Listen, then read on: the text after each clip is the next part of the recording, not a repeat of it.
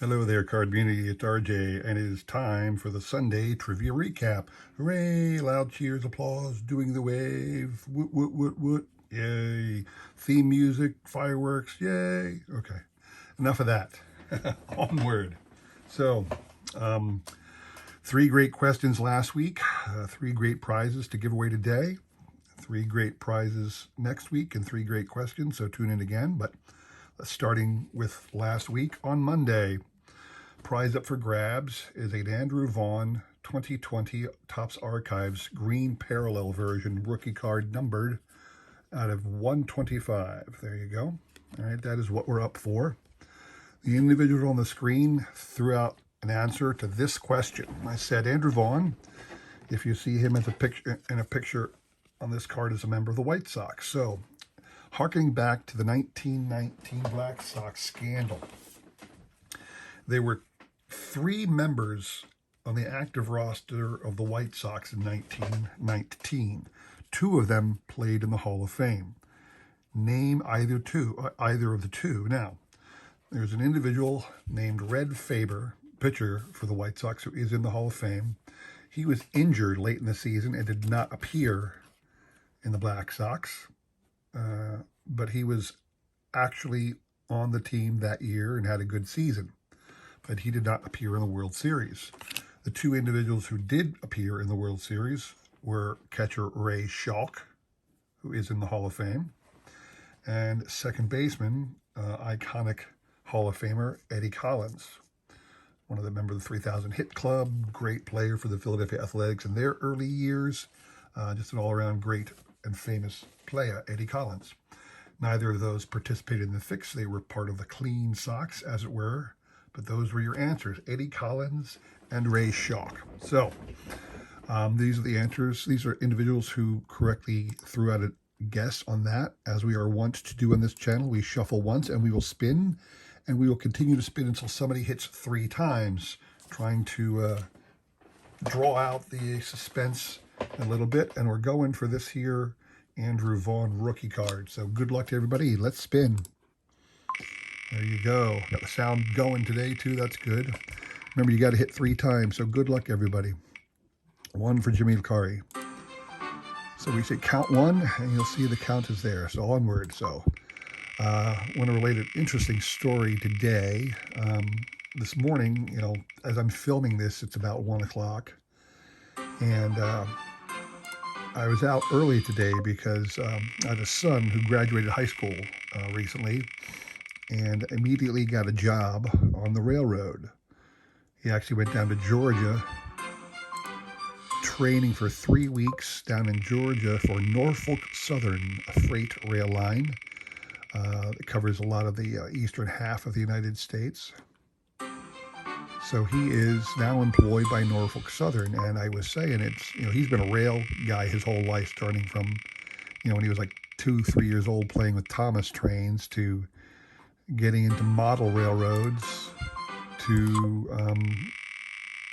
having me drive him around all over the place to watch trains go by and film him, having his own little YouTube channel, being a train watcher, and now he's working on the rails. And every once in a while he'll hop a train and he'll be on the line, not just shuffling cars around in the yard, but actually on an engine that's taking freight somewhere. He doesn't drive it. He's too new to actually be the man in charge, but he's on the train training with the experts, as it were. So this morning, I shouldn't say this. Well, recently I talked to him and said, hey, I'd like to be able to come out and film you on the rail, send it to your mother, get something. Tommy Markwell, I think you got 3 there. Yes, you do. All right, so Tommy Markwell has hit 3 times. Tommy, you will get this Andrew Vaughn card sent to you shortly. Congrats on that. All right. Going on to Wednesday's question, I should say, it's interesting. I'm going to take some time to explain Wednesday and Friday's question, because I got a lot of, not a flack, but a lot of discussion about the questions themselves. So on Wednesday, the prize is this awesome 2021 die-cut of Vladdy Daddy, Vladimir Guerrero. It's the blue parallel version, not numbered, but it's the blue parallel of the Platinum Players die cut. Series 1 card, this one was. And the question was, the Baseball Writers Association, the people who vote on the Hall of Fame, had 2 special elections to vote in players that were out of the normal manner in which they voted. And I said, prior to the typical 5-year waiting period, and I got all kinds of answers, really, some really interesting answers. And I realized that the question was a little confusing for a number of reasons. One, it was a special election. There's only been 2 times the baseball writers have had what they call special elections. The 5-year waiting period, though, I learned there was no such thing as a 5-year waiting period when the Hall of Fame first started having elections. The other thing was a lot of people thought they didn't understand when I was saying the Baseball Writers Association, I was separating out the veterans committees, because the veterans committees is not the same as the Baseball Writers Association votes, and a lot of the veterans committee voting would happen instantly after somebody who had been playing for a long time had just retired, and they wanted to honor them, specifically managers and executives and umpires and things like that. But I was talking of players who something happened in their life or in their career, and then they held a special election immediately to vote them into the Hall of Fame. And there were only 2 where this happened. That was Lou Gehrig and Roberto Clemente. Now, to better help you all understand what I'm talking about. So in 1939, the Hall of Fame is in its 3rd year. I should say that it's 4th vote. They voted in 36, 37, 38, and then 39, so it would have been the 4th vote. So the vote happened. Lou Gehrig's still playing in 1939. In the start of 1939, he was still active, so he's still playing. They have the vote. The results came out early in the year. The ceremonies were held in June. It was the big centennial of baseball. The Abner Doubleday myth was that Abner Doubleday and a friend created baseball, invented it out of whole cloth in 1839 up in Cooperstown. That's where the whole myth came from. And so 1939 was the centennial of baseball, and they had a big to do at the Hall of Fame. Lou Gehrig was not elected yet. He had not been elected to the Hall of Fame. He had retired by June, and people knew he was dying. I think it had become public knowledge that he had this condition that now bears his name. They had a ceremony for him on 4th of July weekend at Yankee Stadium.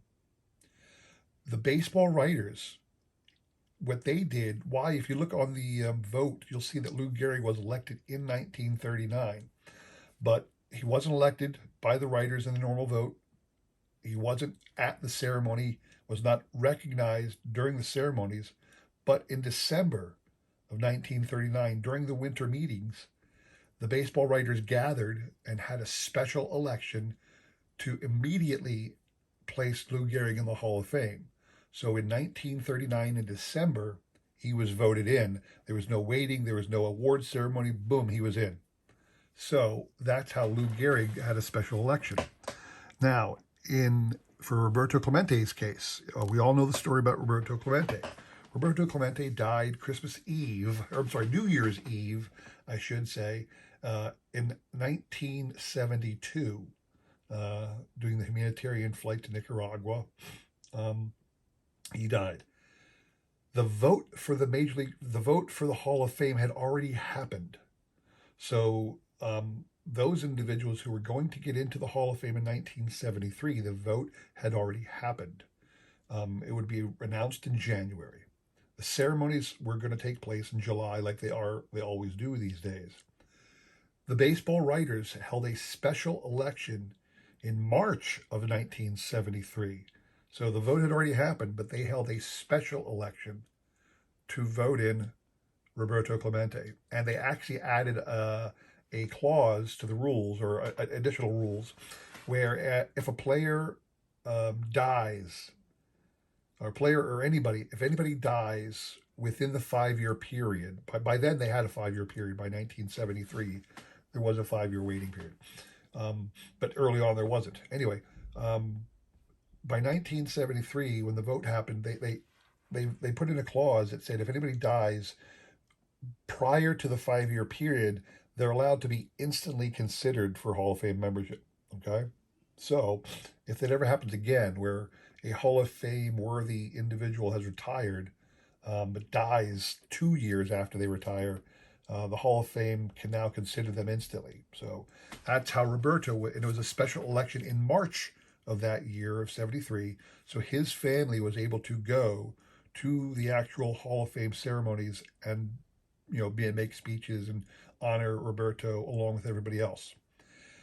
I had people say Babe Ruth was one because Babe Ruth was elected in 1936, the first year of eligibility, but he retired in 1935. Therefore, he only had waited 1 year. Well, again, in the original Hall of Fame voting, there was no waiting period, and it wasn't a special election. He was voted on with everybody else, and he got his 75% of the vote. It wasn't a special election.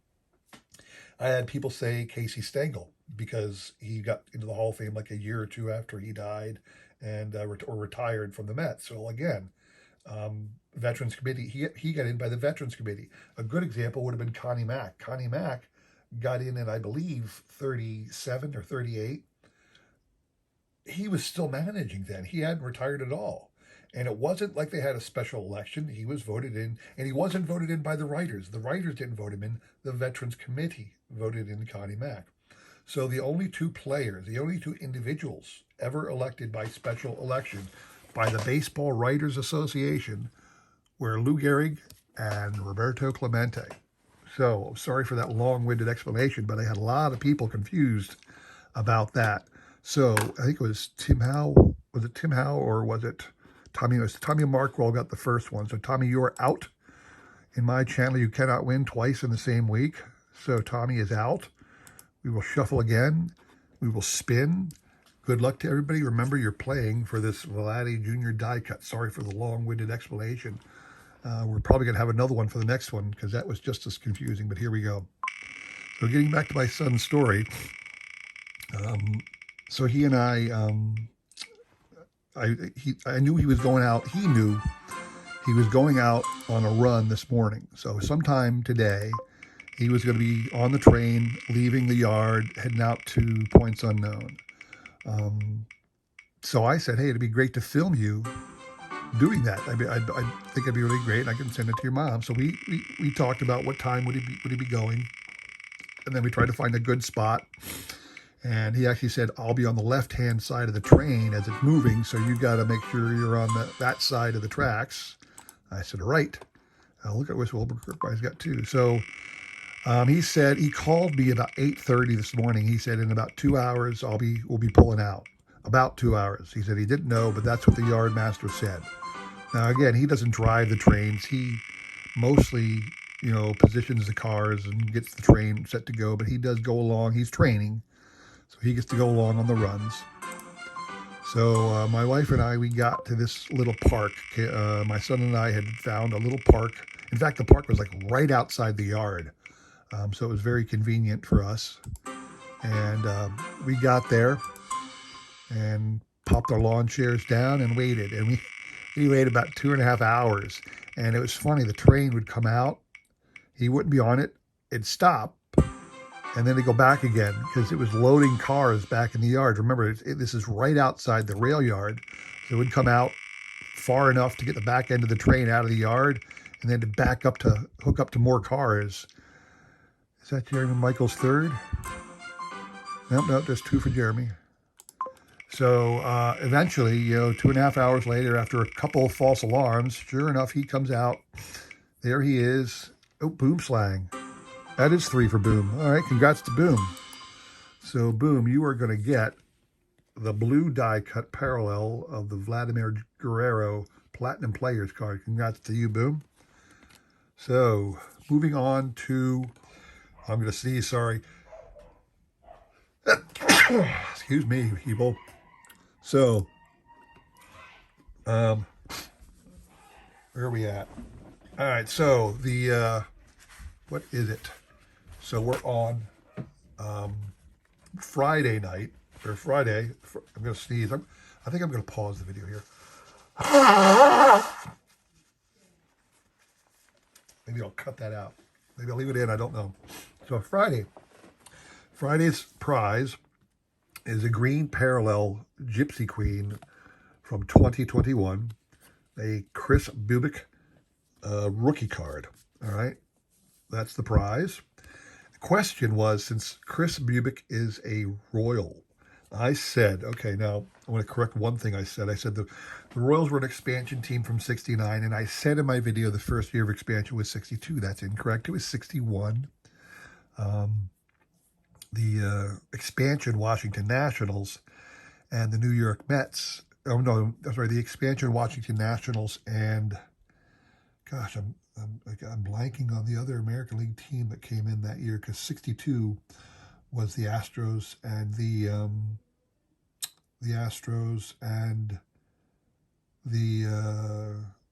Colt 45. No, yeah, well, the Colt 45s and the Mets came in 62. The expansion Nationals and I don't remember what team came in 61 as. Oh, it was the Angels. It was the California Angels, the Los Angeles Angels at the time, came in 61. That's right. Okay. Well, the Royals came in 69, along with the Padres, the Pilots, later the Brewers, and the Expos. So anyway, that's your expansion history.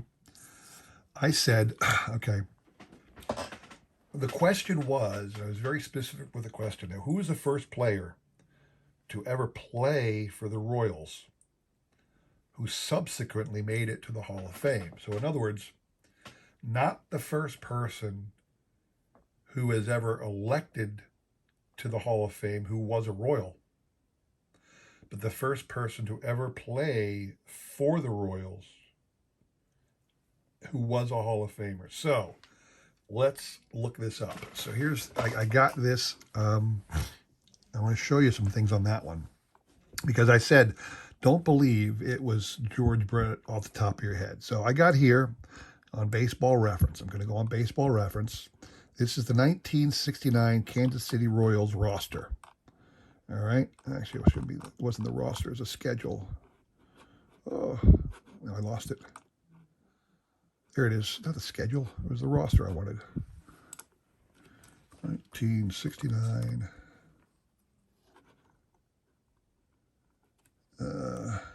Kansas City Royals roster. Bam.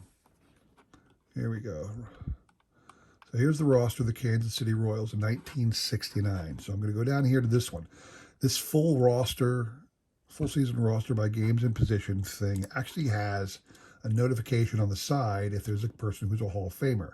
And you can see none of the people here on this list are Hall of Famers, although there were some interesting names. Lou Piniella was on the Kansas City Royals. So we go all the way back to the top, and I'm going to hit to the 1970 season. The reason I'm doing this is because I want you all to see I took the time. I originally thought it wasn't George Brett, but it might very well be George Brett. In 1970, there were no Hall of Famers on the roster, because I knew that some of the players who were in the Hall of Fame actually had brief stints with the Royals at the end of their career. So here's 71. Nobody who's a Hall of Famer in 71. 72. It's rolling down. Doing this really fast. I'm sorry if you can't see, but trust me when I tell you there was nobody on the Hall of Fame in 72. Now let's get to 73. This is where it gets interesting. In 73, what do we have? We have two Hall of Famers. Well, actually, no, we have one Hall of Famer. That's what it was, George Brett. Here it is. George Brett is the only Hall of Famer on the roster, and he played in 13 games. Okay? As a Hall, and he's in the Hall of Famer subsequent to that. All right? If we go to 74, so the answer to my question is George Brett. George Brett is the only, or he's the first person to play for the Royals who subsequently became a Hall of Famer. Now we're in 74 now. I want to show you 74 because some people guessed this name. Some people said Orlando Cepeda. Well, Orlando Cepeda's first game was in 74. George Brett's first game was in 73. Some people guessed a man named Harman Killebrew. This is the 1975 roster Harman Killebrew was on the 75 team. Now, Harman Killebrew got into the Hall of Fame before Brett and Cepeda. In fact, Brett and Cepeda both got elected to the Hall of Fame in the same year, 1999. My question was, who was the first player to ever play for the Royals who later on became a Hall of Famer? And the answer is 1973, George Brett. So that was a little deceiving as well. That's why I wanted to take some more time on this one and enlighten you as to what the true answer is and why. All right. So now we are here, and Boom Slang won Wednesday, but Tommy Markwell won on Monday. Boom did not give an answer, but Tommy Markwell did. So we got a really small sampling. I think I got so confused with people on Wednesday. I think a lot of people just bowed out on Friday because I only got a couple answers. So here we go. Got Lisa Z, Wilbur Cookmeyer, Celtic Pride 1, 2, 3, 4, 5, and Adam's Card Closet. Good luck to y'all. Shuffle once and spin. Here we go. So like I said, yeah, so we were able to get to this park. We get to the park about, I don't know, 10 o'clock, 10:30-ish. And it was funny. As soon as we pulled up, we got our chairs out, and we started, we set up, and as we were about to sit, as we were setting the chairs up, the train started coming. And we were all excited. Oh, look, we made it just in time. Well, no, the train came, and it kind of stopped on the bridge and then went back. And then, like half hour, 45 minutes later, it did it again. It came out, and he wasn't on the train, and they went back. And it did this a total of 3 times over the span of like 2.5 hours. Because again, they were pulling it out of the way, backing it into another siding to get more cars. And we just kind of sat there and waited, my wife and I, until we finally got the train with him on it. And we were able to film it, big grin on his face, waving at us. Everybody was happy, and we got the video, and we came home, and now I can film this wonderful video for y'all. So that was a lot of fun this morning. All right. Adam, are you even going to get a hit? Nope, I think we're going to give it to Keith today. All right. So Keith over at Celtic Pride 1, 2, 3, 4, 5 is going to get this crisp Ubik. I apologize for any of the confusion in my trivia questions this past week. I'm going to be much more direct with my questions going forward, spend a little time doing the research and make sure I phrase it properly, because this one was confusing a couple of times, Plus, I think I actually said, don't count that it's George Brett. Don't think for a second that it's George Brett, but it was George Brett, This is my 3.5 I sent in. I think I told you all that this card I got in a purchase. I bought a 1975 top set from somebody, and it had the rookie card of George Brett, but he threw in this extra one. It had the rookie card of Robin Yount, but he threw in an extra one. In fact, the Robin Yount he threw in ended up being a little bit better. It was a 6. I thought it looked really good, but it got a 6. What are you going to do? Anyway, so that is my video today. I hope you all enjoyed that. I'll do much better next week. I know the questions are a lot better, a lot clearer next week, so come on back and check them out. Appreciate you sticking with me this long. It was a long video, mostly because of my attempt to correct the errors in the questioning, which we won't deal with again. So appreciate all your support. Please consider liking, subscribing, commenting, and all that jazz. Hope you'll continue to support me as I try to support everybody else in this great card community. And I hope to see you all again next week.